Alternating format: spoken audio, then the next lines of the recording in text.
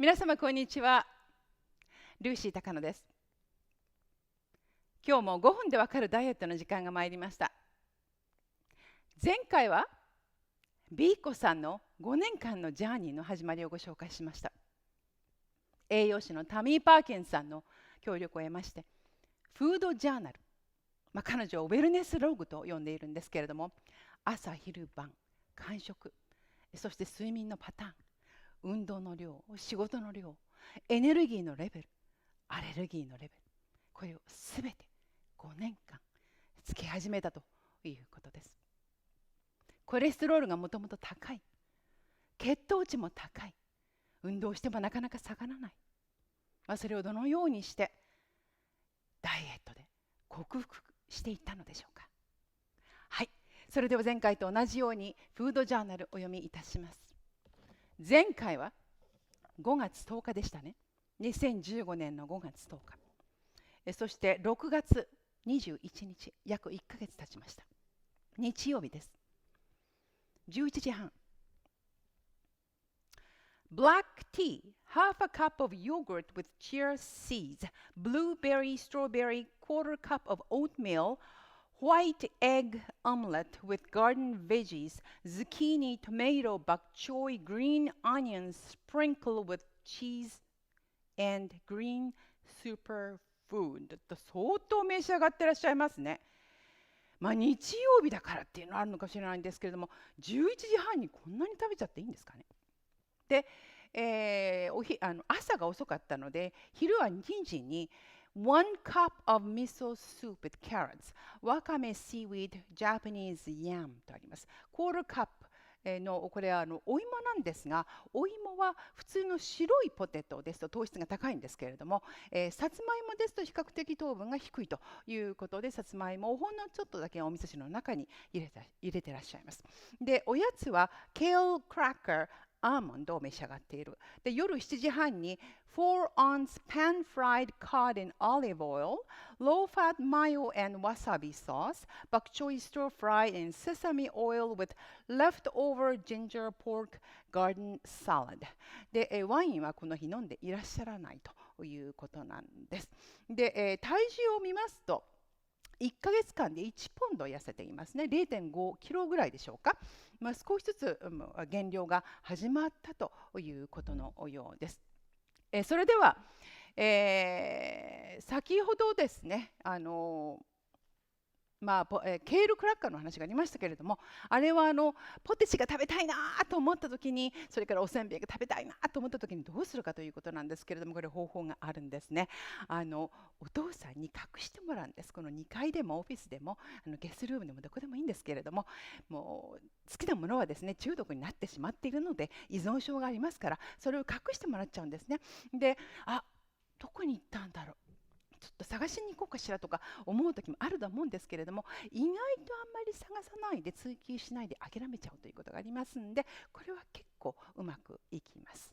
で、ケールクラッカーにはシーズが入っている、種が入っているので十分にタンパク質が取れますから、ポリポリ感もあって満足がいかれるおやつになっていくというようです。で、それからアーモンド、ウォーナッツ、これピーナッツよりもアーモンドや、そのくるみの方が栄養価値が高いということで、ただやっぱりあんまり食べ過ぎない方がいいっていうんですね。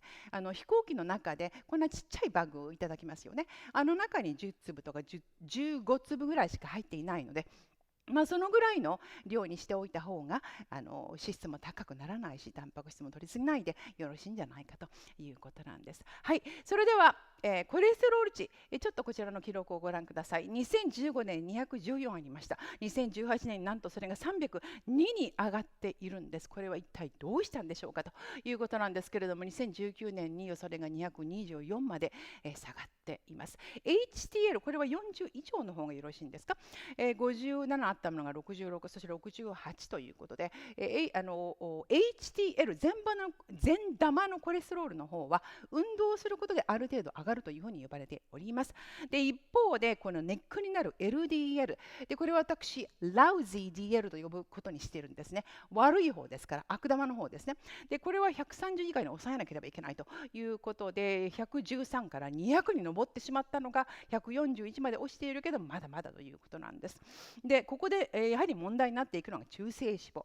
triglyceride。これもやはり150以下に抑えなければいけないということで、217あったのが179まで上がったんですけれども、それが昨年は86まで下がってきたということなんです。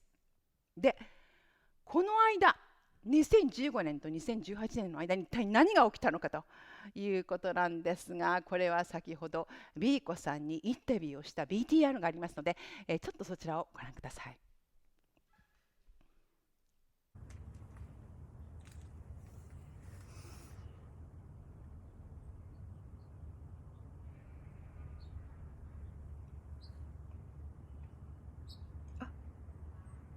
もう始まってるんですか。はい、はい、よろしくお願いします。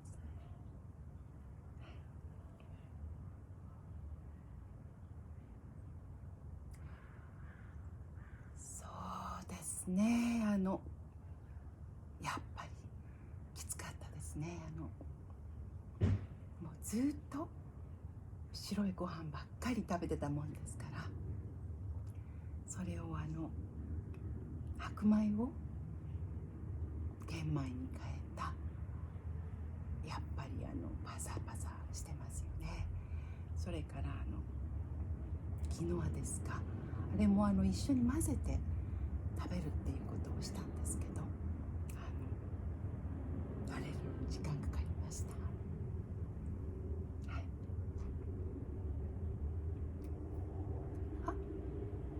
あああイタリアですか。イタリア旅行ね、主人と行ったんですけど、毎日パスタばっかり食べちゃって、それからワインも1日3杯とか4杯ぐらい飲んじゃって、丸2週間いたんですよね。はい。で戻ってきて、あれは確か12月ですね。12月の頭にダンスのコンペがあったんですね。競技会。はい。でちょっと無理しちゃって、足をね、怪我してしまって、足首の関節炎ですか、なっちゃったんです。はい。でもうずっと運動ができない状態になってしまったものですから、はい。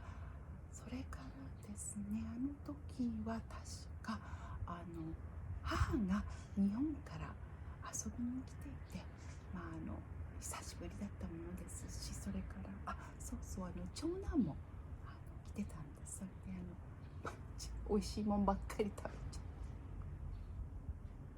う、もうお酒もビールワイン飲んじゃいました。それでそうですね、その後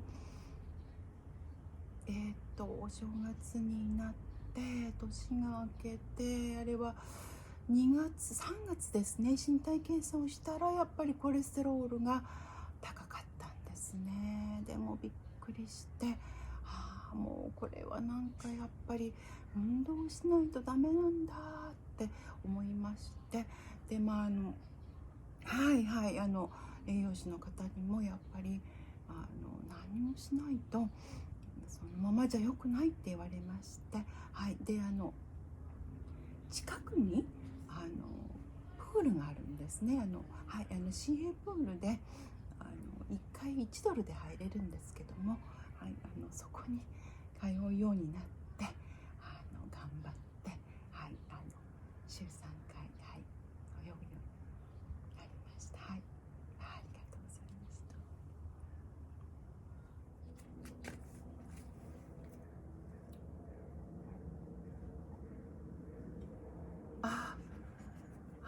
お酒ですか。お酒はですね、昔から好きだったんですけど、そんなに強い方じゃなかったんですね。それで仕事から帰ってくるとちょっとご飯作りながら一杯飲みたいなっていう、その程度だったんですね。それで栄養士の方はやめる必要はないって。でも4日ぐらい飲んだらあとの3日はお休みにするようにって。そうですそうです、休肝日ですね。はい、休肝日を作るようにって言われまして、ただもうなかなかそれが続かなくって、ついついもう毎日飲んじゃってたんですね。はい、それで昆布茶ありますよね。いろんなマンゴーとかいろんなフレーバーの入った、はい、昆布茶をグラスに半分ぐらい注いで、それにリンゴ酢をちょっと垂らすんですね。はい、でそれにスパークリングウォーターを入れて割って飲むと美味しいんですね。なんかこう喉越しさっぱりする感じで、はい、今のところそれではい、持ってます。はい、ありがとうございます。どうも。はい、なるほど。昆布茶という手があったんですね。アップルサイダービネガー、リンゴ酢に昆布茶で、それにミネラルウォーターを入れて、美味しそうですね。実は私も先ほど作っていただいたものがありますので、それをちょっと試してみたいと思います。あら、美味しそう。いいですか、いただいて。ありがとう。ちょっといただきますね。なんて綺麗な色なんでしょう。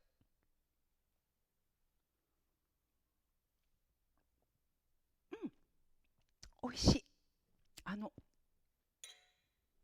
リンゴ酢の酸味がツンとこう鼻に効いて、それから昆布茶の中にもアルコールが入ってるんですね。ですからこれで、なんとかハッピーアワーにはできそうです。